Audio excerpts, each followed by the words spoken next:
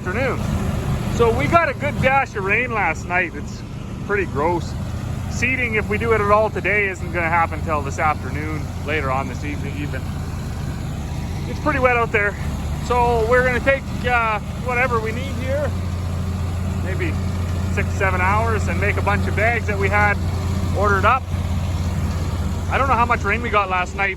You really can't tell in northern Alberta in late April, early May, because you put your rain gauge out and it'll be frozen solid in the morning.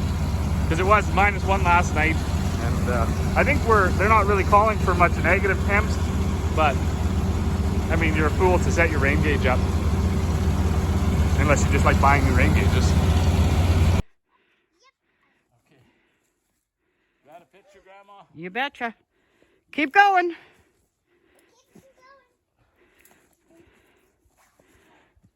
Okay.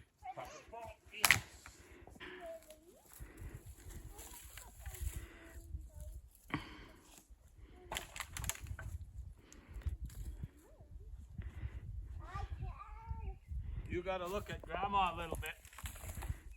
What are you doing? Throwing sticks in the bush? Yeah. Sounds like a good idea to me.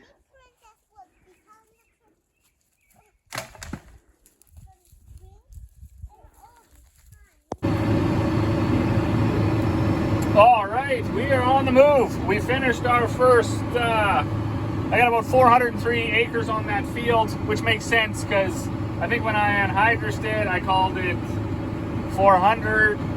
When you look at my GPS, it's calling it 394. And when you look at my monitor, it's calling it 404. So that's pretty good. You never get it 100% because you got overlap here and there and misses. And well, we try not to have the misses thing because that's embarrassing, and then you get weeds growing there, and we already have a weed problem enough without setting ourselves up for it. So, but I'm roading it now.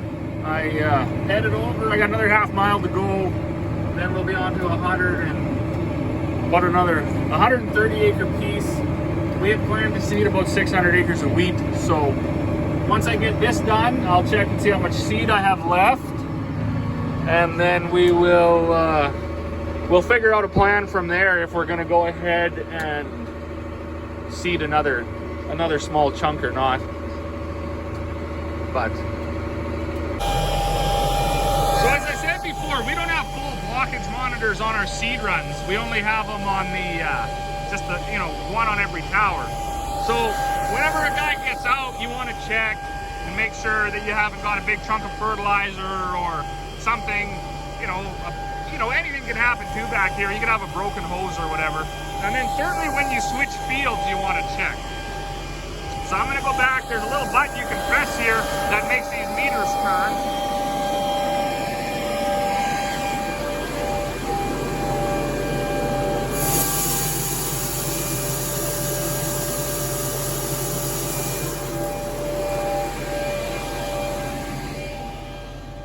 So that runs a little bit of product through, and now, depending on your age, you're gonna have several different ways to check this.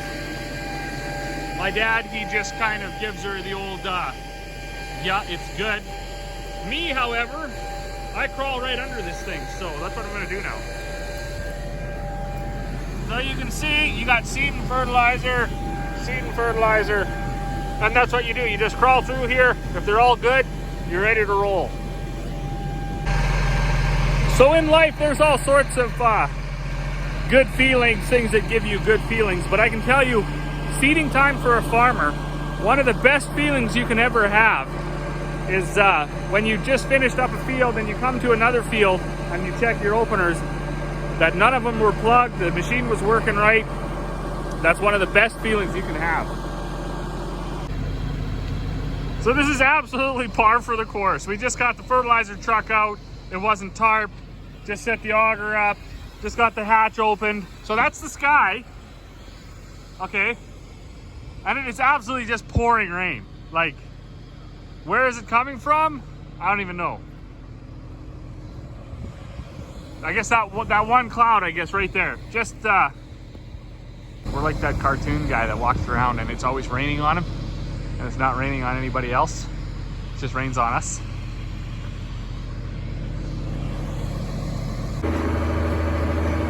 All right, so we're back at it now after we got the drill sort of half full, and then we kind of called her quits. The fertilizer, the guy doesn't really want to get it that wet, so we just said, you know what, I think I got enough to finish. I got 60 acres of wheat left to put in. Other cool thing, we got the rest of our monitors today. So I don't know if you've seen in the other videos, we used to have 10 monitors. 5 on the seed, 5 on the fertilizer. This is a 50-foot, 12-inch spacing drill, so there's 50 runs. So now we actually have 55 monitors. We have 50, 1 on each seed run. And then I left the original 5 on the fertilizer. So, like I said before, it's not so important if you have 1 plugged run of fertilizer. I mean, you want the machine to be working properly. That's a given. But at least what's in that row can get fertilizer from, you know, the nitrogen we put down with the other machine, and it can drop some fertilizer. If you have a good growing season, it'll grow anyways. The more frustrating thing is when you don't put the seed down, because then you have 12-inch strips around your field, or bigger ones or whatever, and in those strips then there's no crop competition, so there's weeds and there's, you know, and then plus you got to drive by it every day in the summer, and it looks untidy, like you just kind of don't pay attention to things. Now you certainly have plugged runs with the monitors too, but at least you don't do the whole field with the plugged run, or you shouldn't if they're working properly. I'm not 100% sure why they're purple. That's a new one to me. I don't even think it has that in the book. I'm hoping once I get out to this 60 acres here and I get the drill wing down, because I'm just driving over there now, then once I get seed going through there, I'm hoping everything will, I don't know, turn color, I guess. Or whatever's going to happen, I don't know. All right, so that's it for us for the wheat 2021. We ended up with about 600 acres, so that's good enough for us. We're going to switch over now to, not to the sprayer, we're going to switch over to barley, I think, because it's a little bit too, a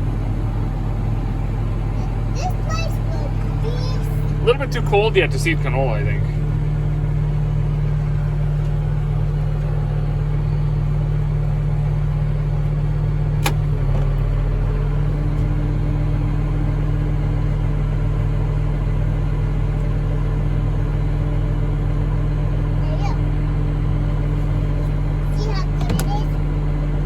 It's very good.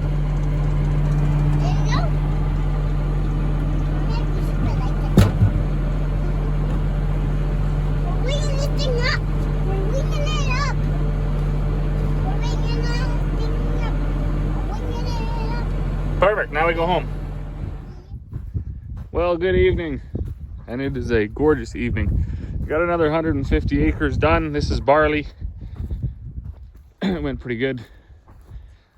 We did have one minor breakdown, and it's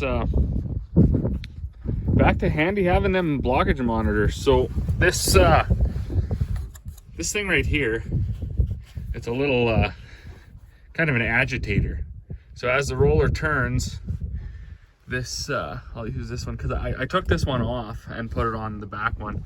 This little I'm not even sure what you would call this. Anyways, this is attached to the roller, so as it turns, it flips. You know, it pushes up here, and then it goes around. See, it's over here now, and then agitates it. So as the fertilizer's falling down, it doesn't fetch up. Well, I don't know what had happened, but it got all wrecked, and the other one just got worn right out. So it wasn't agitating, and actually, what was happening, because it wasn't moving, the fertilizer was bridging off in just these two, so my alarms went off right away. So yeah, it was right back to the tank that it picked it up. Now, unfortunately, I will I'll probably have a few 100 feet on one of these rounds over here somewhere where there's no fertilizer from those 2 big hoses, but you know what? I'll take it. At least it's not the whole field. So, what is it? It's 8:30. Time to go in for supper. I don't have any more ground to seed right now because the rest of the barley ground, my dad hasn't got to anhydrous it yet. He's out on one of our other half sections working right now. He just stopped for supper too, so I don't know what we'll do. Maybe I'll switch to oats, or you never know. That's gonna be it for me this evening though. So as always, thanks for watching, and we'll see you all on the next one.